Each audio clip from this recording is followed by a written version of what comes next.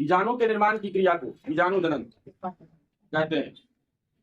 The process of formation of spores, known as or called sporogenesis.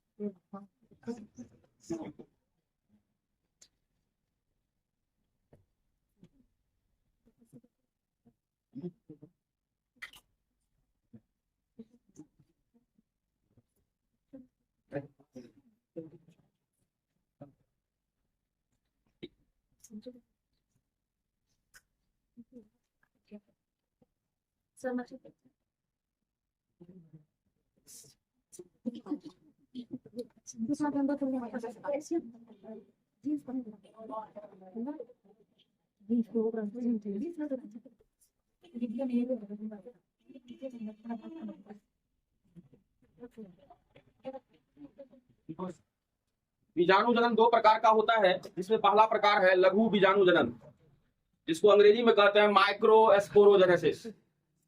दूसरा होता है गुरु बीजाणु जनन, उसको कहते हैं मेगा स्पोरोजेनेसिस।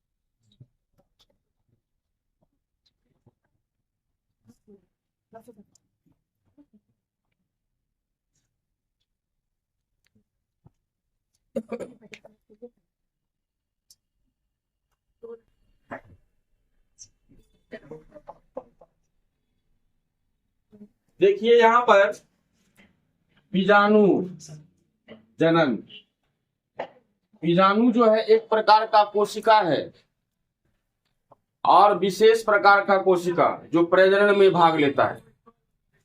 जनन का अर्थ होता है निर्माण, यहाँ क्या लिखा हुआ है बीजाणु, अर्थात बीजाणु का जो निर्माण होता है जिस क्रिया के द्वारा, उसी क्रिया को हम लोग क्या कहते हैं? बीजाणु जनन। बीजाणु दो प्रकार का होता है। एक जो है नर जनन अंग में बीजाणु का निर्माण होता है। तो नर जनन अंग में अर्थात पुंकेसर में जिस बीजाणु का निर्माण होता है उसको हम लोग लघु बीजाणु कहते हैं। इससे पहले क्लास में हम लोग देखे थे लघु बीजाणु का ही दूसरा नाम क्या था? परागकण। परागकण को ही क्या कहते हैं? लघु बीजाणु। तो परागकण जो है नर का कोशिका है कि मादा का कोशिका है? नर का कोशिका है, क्योंकि पुंकेसर में था।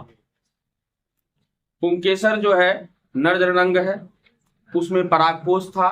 परागकोश में पराग थैली या लघु बीजाणुधानी, लघु बीजाणुधानी के अंदर लघु बीजाणु था। तो एक प्रकार का बीजाणु तो हो गया लघु बीजाणु जो नर जनन अंग अर्थात पुंकेसर में बनता है। दूसरा प्रकार का बीजाणु है गुरु बीजाणु। इससे पहले क्लास में मैंने मादा जनन अंग स्त्री केसर का फिगर बनाया था, डायग्राम। उसमें हमने बीजांड के अंदर जो है गुरु बीजाणु कोशिका को दिखाया था। तो गुरु बीजाणु जो है दूसरा प्रकार का कोशिका है जिसका निर्माण जो है मादा जनन अंग अर्थात स्त्री केसर में होता है।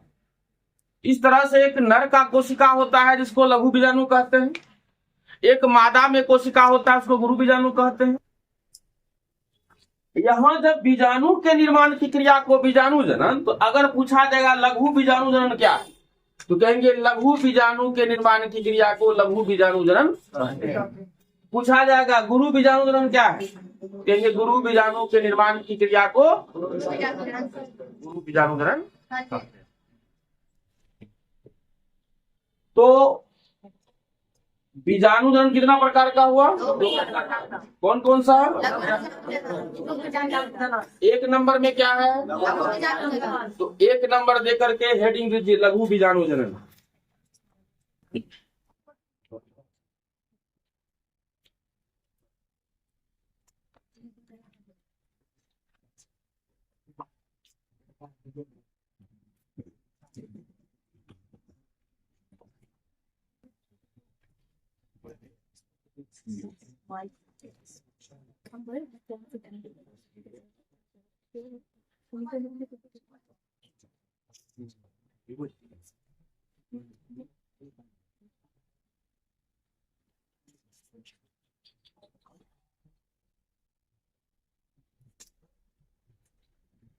लिख लिए इसको। तो आप लोग इसका परिभाषा तो आराम से लिख सकते हैं। इसमें लिख लीजिए लघु बीजाणु जनन में लघु बीजाणु माइक्रोस्पोर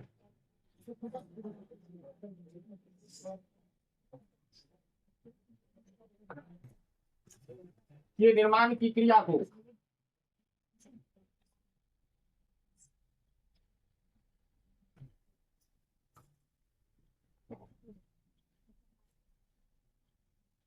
लघु बीजाणु जनन माइक्रोस्पोरोजेनेसिस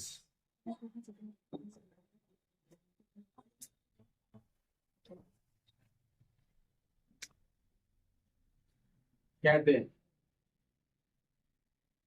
लघु बीजाणु के निर्माण की क्रिया को लघु बीजाणु जनन कहते हैं। अब जो हम बताने जा रहे हैं आपको समझाने जा रहे हैं, आप लोग अपनी कॉपी में लिखिएगा नहीं।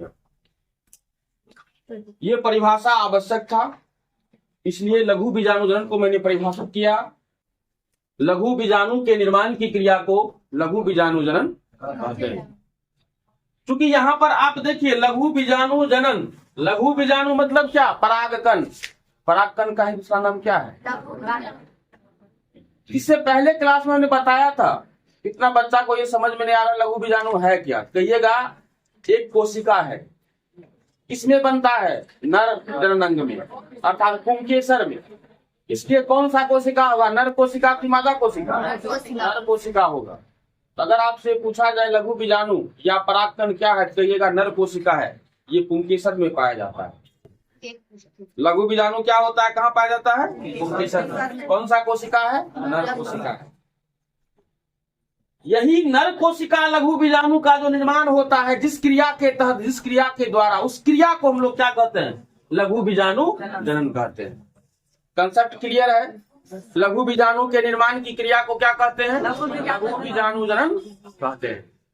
अभी भी कितना बच्चा सोच रहा होगा कि ये लघु बीजाणु किस गाछ पर पाया जाता है। ऐसा नहीं समझना है। देखिए, फूल में 4 भाग होता है, बाह्य दलपुंज, दलपुंज, पुमंग और जाया। पुमंग जो है नर जननांग है और उसका इकाई संरचना को पुंकेसर कहते हैं। और याद कीजिए आप लोग, इस तरह का मैंने संरचना बनाया था और यही है पुंकेसर। दिख रहा है सबको, यही क्या है, पुंकेसर। और इसको कहते हैं हम लोग अंग्रेजी में एस्टामेन। एस्टापमेन नहीं कह दीजिएगा, क्या कहना है, एस्टामेन। एस्टामेन का क्या होता है हिंदी, ये पुंकेसर। देखते हैं ना, पुल्लिंग लगा हुआ है, मतलब नर, नर पुल्लिंग होता है, इससे पहले भी क्लास में चर्चा किए थे। तो ये पुंकेसर जो है ना, नर जननांग है जो पुष्प में पाया जाता है। और ये नर जननांग पुंकेसर जो है, इसमें ये परागकोश है, 2 कोष्ठ वाला स्ट्रक्चर। और इसमें ये देखिए, याद कीजिए, इसको क्या कहे थे, लघु बीजाणुधानी। क्या कहे थे, इसको तो हम परागकोश कहे थे। इसको समझ में नहीं आएगा, पूछेगा। और ये जो परागकोश तो 2 थैली है, 1 थैली 2 थैली, और दोनों थैली में क्या है, 2 लघु बीजाणुधानी है। 2 हमने बताया था कि एक परागकोश में कुल बीजाणुधानी की संख्या 4 होती है। लेकिन ये 1 2 3 4, तो परागकोश में कुल बीजाणुधानी की संख्या 4 है।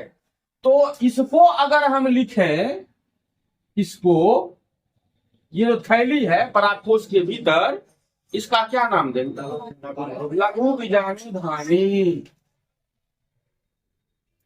छोड़ दीजिए, हमने कहा था इसी को ध्यान में रखना है, बोले थे कि नहीं। yes, ये अलग बात है कि आपकी जानकारी के लिए आप जान रहे हैं कि लघु बीजाणु को परागकण कहा जाता है, लघु बीजाणुधानी का दूसरा नाम परागथैली है। लेकिन चलेंगे हम लोग लेकर के किसको, लघु बीजाणुधानी और लघु बीजाणु। देखिए आपका जो है कौन सा टॉपिक नाम है, लघु बीजाणु जनन। पराग जनन है, लेकिन आप जानिए कि परागकण का ही दूसरा नाम क्या है, लघु बीजाणु है। तो ये देखिए लघु बीजाणुधानी है, इसको हम लोग कहते हैं माइक्रोस्पोरेंजियम। कोई दिक्कत है, एक लकोक्ति हम कहते हैं आप लोग से, थोड़ा ध्यान दीजिएगा। जिसमें होता है, ध्यान देना, जिसमें होता है उसी से बनता है, उसी से बनता है। इसी बात में सारा कुछ छुपा हुआ है। अब कहोगे कि सर ये क्या बात हुई, जिसमें होता है उसी से बनता है। ये लघु बीजाणुधानी थैला है ना, थैला के अंदर ये क्या है, लघु बीजाणु। क्या ये क्या है, इधर हम लिख रहे हैं लघु बीजाणु, लघु बीजाणु।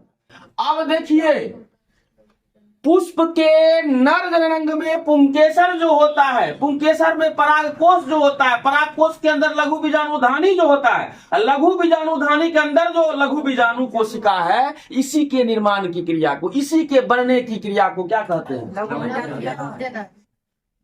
ऐसे पहले हमने एक बात कही, जिसमें होता है उसी से बनता है। ये लघु बीजाणु बन जाएगा ना, तो क्या हो जाएगा, लघु बीजाणु जनन। चूंकि हम बता रहे हैं लघु बीजाणु के निर्माण की क्रिया को लघु बीजाणु जनन कहते हैं, तो लघु बीजाणु बन जाएगा तो नहीं हो जाएगा लघु बीजाणु जनन। लेकिन बनेगा तो किससे बनेगा, तो कहिएगा लघु बीजाणुधानी से। किससे,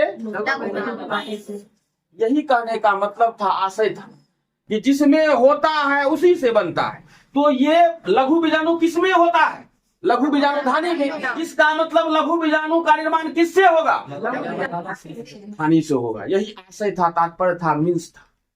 कोई दिक्कत है? तो अगर आपसे पूछा जाए लघु बीजाणु जो होता है वह कहाँ पाया जाता है? पुंकेसर में। पुंकेसर में कहाँ? परागकोश में। परागकोश में कहाँ? पराग थैली में। क्या पाया जाता है? लघु बीजाणु पाया जाता है। और इसी लघु बीजाणु के निर्माण की क्रिया को अच्छा बताओ, ये लघु बीजाणु का निर्माण किससे होगा? धानी से होगा। और कि जिसमें होता है उसी से बनता है। वो कैसे, वो देखते हैं, आइए। हाँ, इस लघु बीजाणु धानी को बाहर निकाल लीजिए। निकाल लीजिए। आप लोग को कुछ नहीं करना है, सिर्फ जो है with the help of patience fully you will have to understand about what is the process about to the formation of microspore or pollen grain। आप लोग को ध्यान पूर्वक सिर्फ समझना है कि लघु बीजाणु या परागकण का निर्माण कैसे होता है। शुद्ध हिंदी ये हुआ, ठीक है ना? इसको हम क्या कह रहे हैं बोलो तो? लघु बीजाणु धानी। क्या कह रहे हैं? लघु बीजाणु धानी। कोई दिक्कत नहीं है, क्योंकि इसी को निकाला है थैला को। और इसी थैला क्या कर रहे हैं? लघु बीजाणु धानी। होता क्या है देखिए, इस तरह से देखिए, इस तरह से देखिए। अब बोलोगे सर ये क्या है?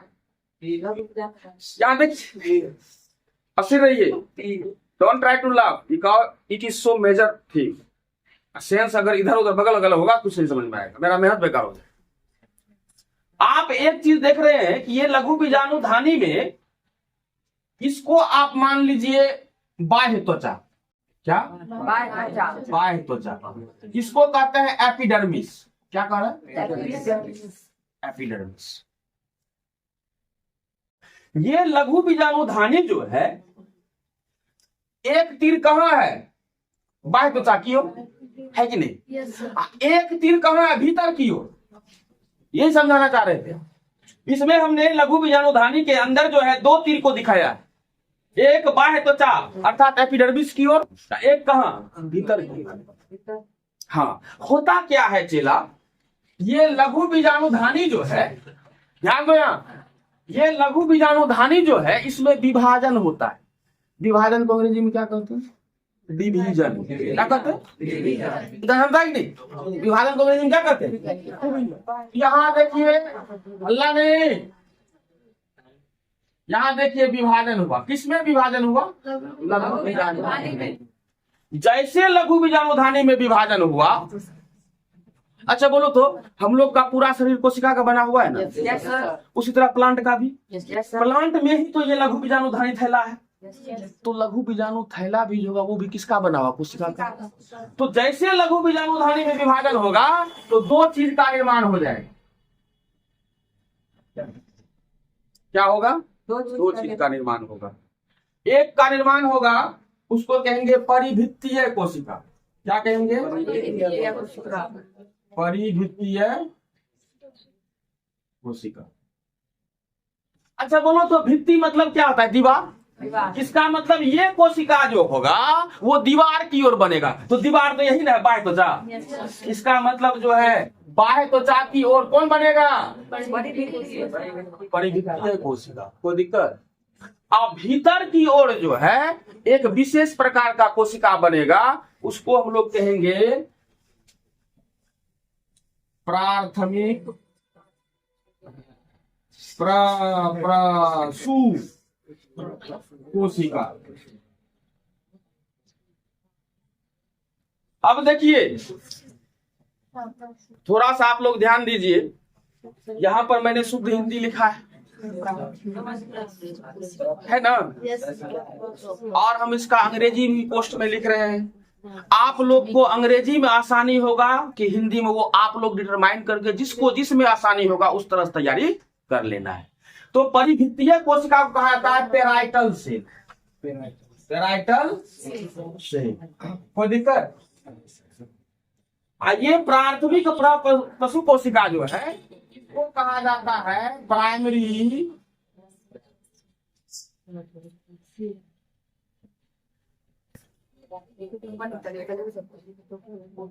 ये देखिए प्राइमरी आर्के स्पोरियल सेल, क्या कहा था?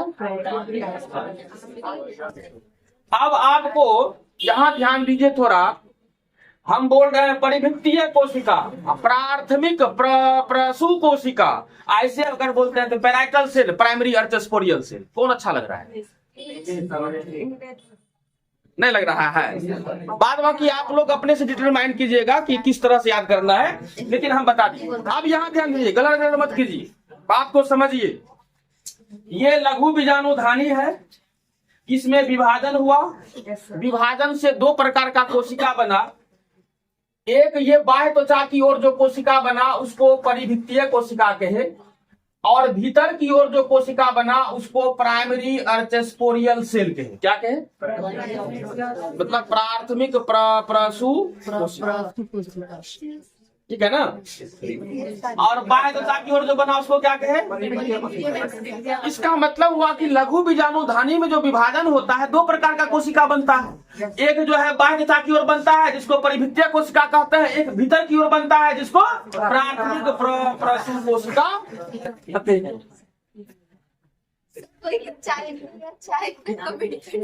हिंदी अच्छा है, कॉमेडी होता है। अगर पढ़ाई को हम लोग कॉमेडी बना लेंगे तो पढ़ लेंगे ना अच्छा से। वो बात हम भी नहीं बोल रहे, अभी कॉमेडी की। चलिए ध्यान दीजिए, यहाँ तक में किसी बच्चा को दिक्कत है? नहीं। अब क्या होता है, ये परिभित्तीय कोशिका नजर आ रहा है ना, सबको आ रहा है, किसी किसी को नहीं भी आ रहा है। अब देखिए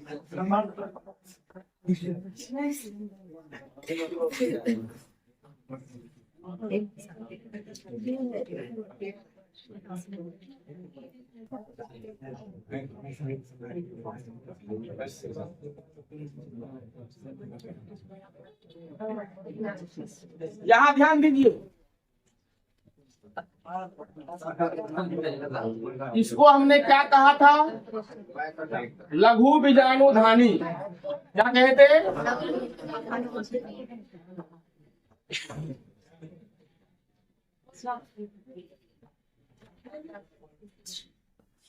माइक्रोस्पोरेंजियम।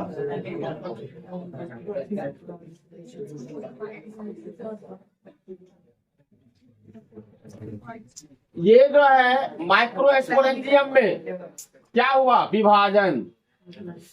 कोई दिक्कत? विभाजन होने से दो तरह का कोशिका का निर्माण हुआ।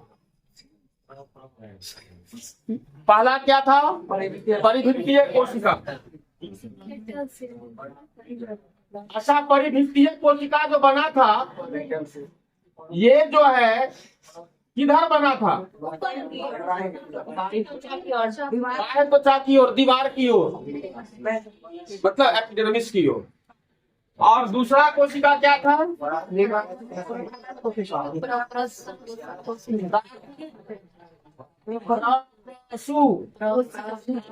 कोशिका, ठीक है ना। प्राइमरी आर्के स्पोरियल सेल, मतलब हुआ कि इधर जो है बना क्या? Parietal cell. कोई दिक्कत?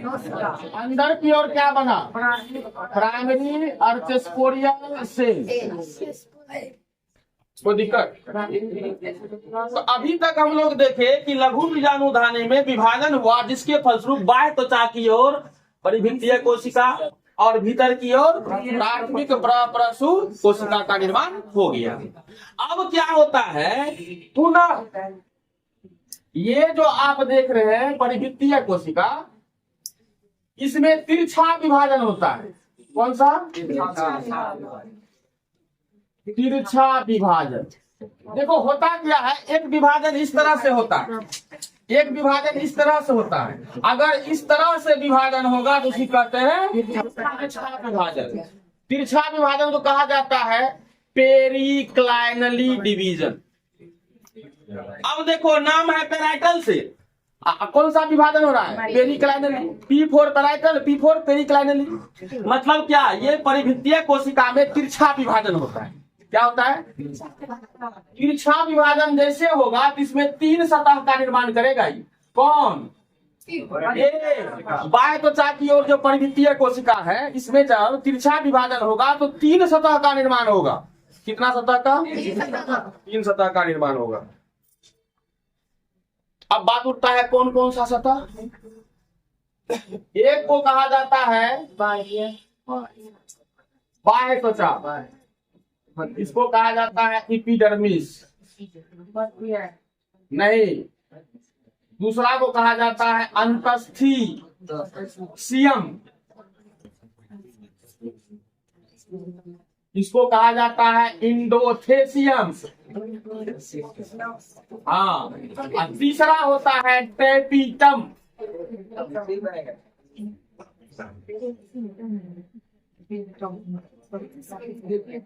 यहाँ देखिए, फिर से ध्यान दीजिए, लघु बीजाणुधानी है। लघु बीजाणुधानी में सर्वप्रथम विभाजन होता है, जिसके फलस्वरूप लघु बीजाणु के बाह्य त्वचा की ओर परिवृत्तीय कोशिका का निर्माण होता है और भीतर की ओर प्राथमिक प्रसून कोशिका का निर्माण होता है। अब लिखेंगे पुनः परिवृत्तीय कोशिका में तिरछा विभाजन होता है, जिसके फलस्वरूप 3 सतह का निर्माण होता है, जिसका नाम बाह्य त्वचा, अंतस्थीसियम और टेपिटम है। कोई दिक्कत है? इसका मतलब देखिए, ध्यान हल्ला मत कीजिए, तो क्लास छोड़ के चले जाएंगे। हम समझा रहे इतना मेहनत से, आप लोग हल्ला कीजिए तो बेकार है, तब बोलना है। तो ये परिवृत्तीय कोशिका में विभाजन हुआ, विभाजन होते रहा और वो 3 सतह का निर्माण कर दिया, जो मैंने लिखा है। अब क्या होता है, ये जो प्राथमिक अर्थस्पोरियल सेल था, अर्थात प्राथमिक प्रसून कोशिका जो था, इसमें भी विभाजन होता है। किसमें विभाजन होता है? यहाँ लिखते हैं, इसमें भी क्या होता है? विभाजन होता है। आप क्या देख रहे हैं?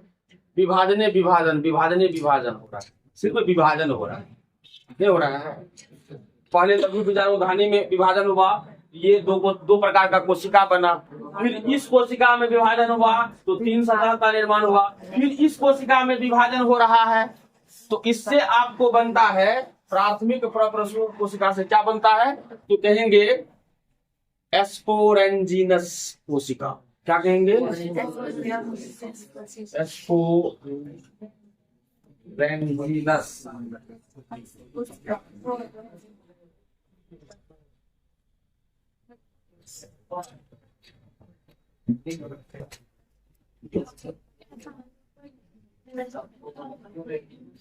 एस्पोरेंजिनस कोशिका। कोई दिक्कत है? अब पुनः इसमें एस्पोरेंजिनस कोशिका में विभाजन होता है, इससे बनता है लघु बीजाणु मातृ कोशिका। क्या बनता है? लघु बीजाणु मातृ कोशिका। इसको कहते हैं माइक्रोस्पोर मदर से। लघु बीजाणु अंग्रेजी क्या होगा? माइक्रोस्पोर। मातृ मतलब मदर, कोशिका का सेल। इसको क्या कहते हैं? माइक्रोस्पोर मदर से। बन गया। अब ये लघु बीजाणु मातृ कोशिका में क्या होता है? समसूत्री विभाजन। क्या होता है? ओ सॉरी, अर्धसूत्री विभाजन। कौन सा विभाजन? अर्धसूत्री विभाजन को अंग्रेजी में क्या कहते हैं? मियोसिस। तब बन जाता है लघु बीजाणु। क्या बनता है? लघु बीजाणु मतलब माइक्रो। अच्छा एक चीज बताइए, अभी जो आपका टॉपिक चल रहा है लघु बीजाणु जनन, लघु बीजाणु जनन किसको कहते हैं? लघु बीजाणु के निर्माण की क्रिया को। आप देख रहे हैं ना कि ये जो था लघु बीजाणुधानी, लघु बीजाणुधानी से कैसे बन गया? क्या बन गया? लघु बीजाणु। इसी लघु बीजाणु के निर्माण की क्रिया क्या कहते हैं? लघु बीजाणु। अच्छा बोलो तो इसी के ना अंदर था लघु बीजाणु। लघु बीजाणु धानी के अंदर था ना लघु बीजाणु। अच्छा बोलो तो लघु बीजाणु धानी के अंदर लघु बीजाणु था, तो इस लघु बीजाणु का निर्माण कैसे हुआ? इसी लघु बीजाणु धानी में बार बार डिवीजन हुआ है। तो हम बताए थे क्या कि लघु बीजाणु जिसमें होता है उसी से वो बनता है। इसका मतलब लघु बीजाणु कहाँ है? लघु बीजाणु धानी में। और इसी लघु बीजाणु धानी से क्या बन गया? लघु बीजाणु। तो बात सही है कि गलत? इसमें होता है उसी से बनता है। तो लघु बीजाणु कहाँ होता है? लघु बीजाणु धानी में। किससे बनता है लघु बीजाणु? लघु बीजाणु धानी से। अब देखिए इसमें कुछ नहीं करना है। लघु बीजाणु जनन अगर आपसे आता है, पूछता है, तो आप आराम से कहिएगा कि लघु बीजाणु के निर्माण की क्रिया को लघु बीजाणु जनन कहते हैं। लघु बीजाणु के निर्माण का सबसे पहला चरण लघु बीजाणु धानी को कहा जाता है। फिर नीचे लिखेंगे चूंकि इसी लघु बीजाणु धानी में सर्वप्रथम विभाजन होता है, जिसके फलस्वरूप बाह्य त्वचा की ओर परिभित्तीय कोशिका और भीतर की ओर प्राथमिक प्रसू कोशिका का निर्माण होता है। फिर लिखेंगे नीचे पुनः परिभित्तीय कोशिका में बार बार विभाजन होता है, तिरछा विभाजन होता है, जिसके फलस्वरूप 3 सतह का निर्माण होता है, जिन सतहों को बाह्य त्वचा, अंतस्थिसियम और टैपिटम कहते हैं। इसके बाद पुनः प्राथमिक प्रसू कोशिका में विभाजन होता है, जिसके फलस्वरूप स्पोरेंजिनस सेल का निर्माण होता है। पुनः स्पोरेंजिनस सेल जो है उसमें विभाजन होता है, जिसके फलस्वरूप लघु बीजाणु मातृ कोशिका का निर्माण होता है। और लघु बीजाणु मातृ कोशिका में जब असूत्री विभाजन होता है तब जो है एक लघु बीजाणु मातृ कोशिका से एक लघु बीजाणु मातृ कोशिका, मान लीजिए एक लघु बीजाणु मातृ कोशिका है, तो इससे जो है 4 अर्धगुणित लघु बीजाणु का निर्माण होता है। 4 अर्धगुणित का निर्माण होता है। इस प्रकार से क्या देखे हम लोग, लघु बीजाणु धानी से लघु बीजाणु का निर्माण हो गया कि नहीं? क्या देखिए, तो अगर इस तरह से अगर आप लोग अपने मायने बिठा लीजिए, कहीं दिक्कत है लिखने में अपने आप हो जाएगा ना। तो आप लोग लिखे क्या थे? लघु बीजाणु के निर्माण की क्रिया को हाँ पैराग्राफ चेंज कीजिए और लिखिए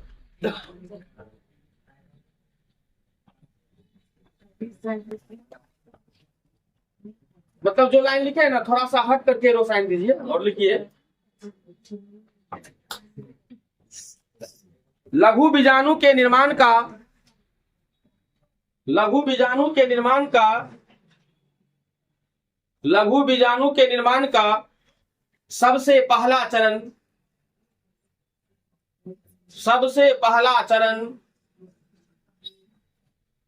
लघु बीजाणु धानी को माना जाता है।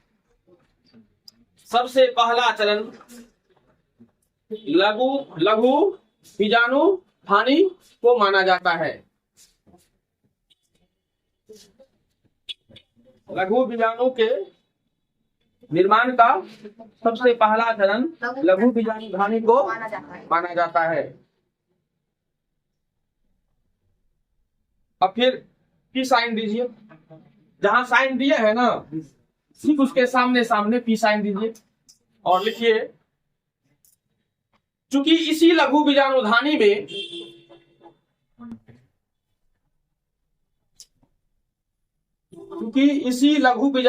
में सर्वप्रथम विभाजन होता है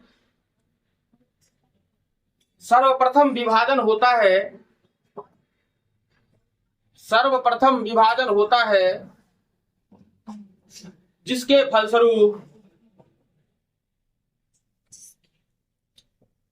फलस्वरूप बाह्य त्वचा, पोस्ट में लिख लीजिएगा एपिडर्मिस,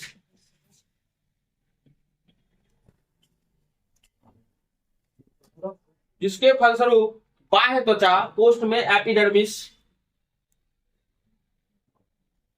बाह्य त्वचा की ओर परिभित्तीय कोशिका, यहां पर लिखा हुआ है परिभित्तीय कोशिका,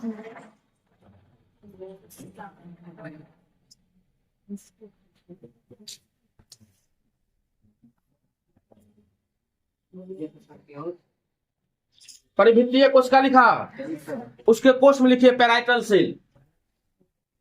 पैराइटल सेल लिखना होगा, यहां लिखिए पैराइटल सेल।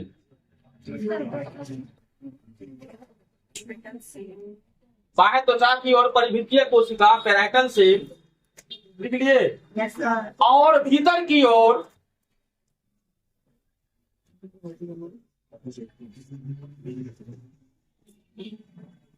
हेलो, हाँ बाकी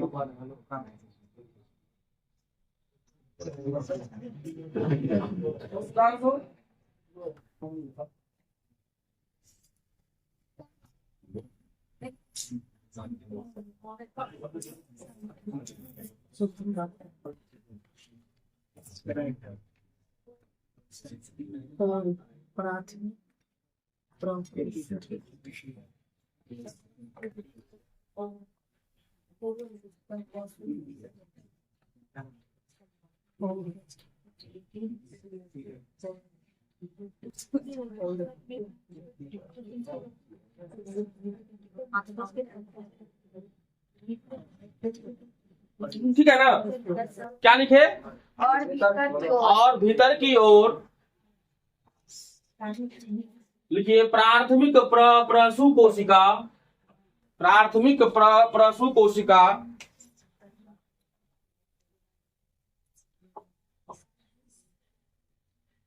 पोस्ट में लिखिएगा प्राइमरी, PRI दे के पॉइंट कर दीजिएगा, प्राइमरी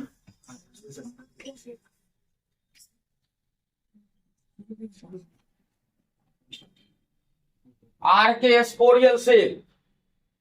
आर्के स्पोरियल सेल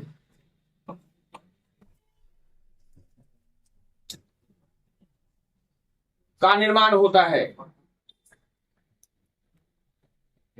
तो ठीक है, आप लोग जो है अभी जितना आपको समझाए ना, आप लोग लघु बीजाणुधानी से लेकर के लघु बीजाणु तक का निर्माण करके कल अपने मन से आइएगा। कुछ तो हम 2 लाइन लिखा भी दिए, लेकिन इसको नहीं लिखिएगा, अपने मन से कैसे लघु बीजाणु का निर्माण हो जाता है लघु बीजाणु के अंदर, उसको अपने आप लिख के कोशिश कीजिएगा। आज यहीं तक मिलते हैं, same time same place. Thank you.